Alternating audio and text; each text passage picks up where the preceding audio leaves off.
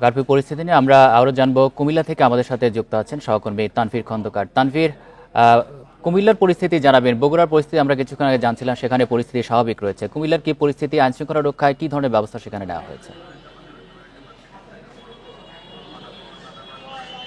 কুমিল্লাতেও কিন্তু ভোর ৬টা থেকে রাত ১০টা পর্যন্ত কারফিউ শিথিল রাখা হয়েছে আজকে।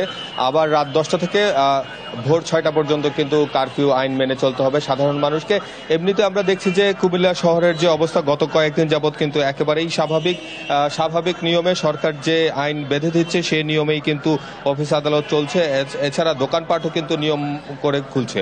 আর কোথাও যানবাহন চলাচলে কিন্তু কোথাও কোনো প্রতিবন্ধকতা নেই। তবে আমরা কিছুক্ষণ আগেই দেখেছি যে আজকে যেহেতু বৈষম্য বিরোধী ছাত্রদের একটি মুভমেন্ট হওয়ার কথা ছিল, কিন্তু এখনো পর্যন্ত সেটি হয়নি। সেটিকে কেন্দ্র করে কিন্তু শহরের বিভিন্ন জায়গায় আইন শৃঙ্খলা বাহিনীকে মোতায়েন করা হয়েছে। আমরা দেখেছি যে বিভিন্ন এলাকায় চেকপোস্ট রাখা হয়েছে এবং বিজিবি সহ নির্বাহী ম্যাজিস্ট্রেটদেরকে যে টহল সেটিও কিন্তু লক্ষ্য করা গেছে।